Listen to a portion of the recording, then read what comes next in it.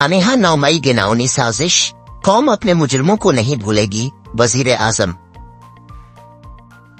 आजम मियां शहबाज शरीफ और काबीना के अरकान में शरीक होंगे, जिसमें शोहदा की कुर्बानियां को खराज अकीदत पेश किया जाएगा। शोहदा के खानदानों से सारे यकजहती किया जाएगा।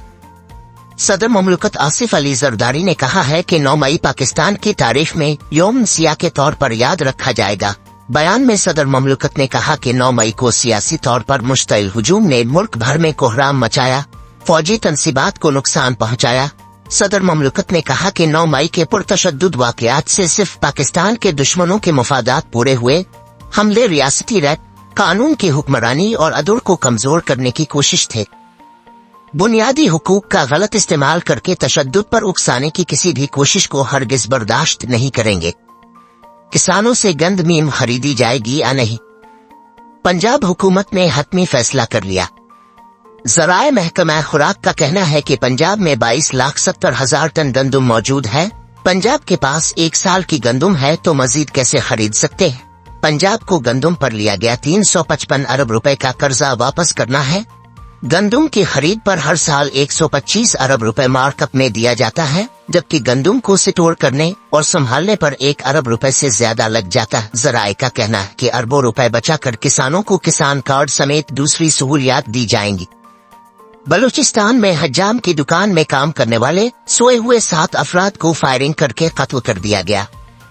पुलिस के मुताबिक जा बहक और जख्मी अफराद का ताल्लुक पंजाब के जिला खानेवाल से बताया गया है। याद रहे कि कुछ अरसा कबल भी गवादर एयरपोर्ट पर शरपसंदों ने हमले की कोशिश की थी, जिससे सिक्योरिटी एहलकारों ने नाकाम बना दिया था।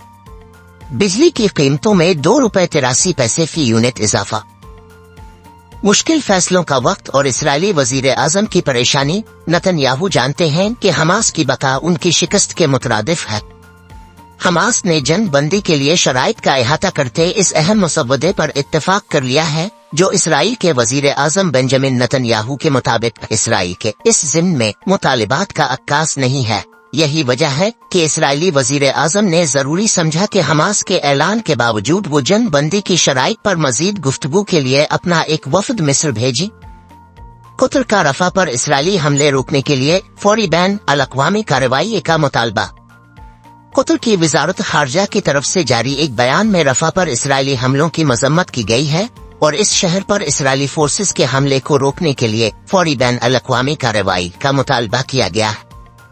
अफ्रीकी यूनियन कमीशन के चेयरपर्सन मूसा फ़की मोहम्मद ने गजा में इंसानी हमदर्दी की इमदाद लाने के लिए एक अहम राहदारी के तौर पर रफा की अहमियत को उजागर करते हुए बैन अल-अक़वामी बरादरी से मुतालबा किया कि वो रफा तक तनाज़े के मुहलिक फैलाव को रोकने के लिए मिलकर काम करे।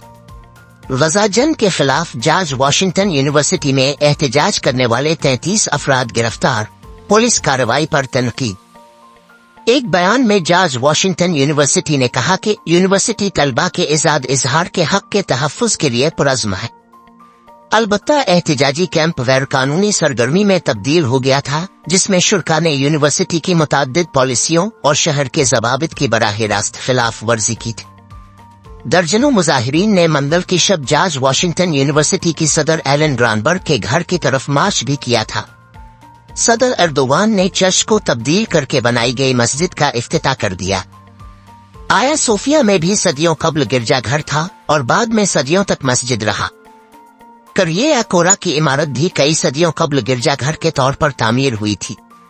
बाद अज़ा ये दहाइयों तक म्यूजियम रही और अब उसे मस्जिद में तब्दील कर दिया गया है।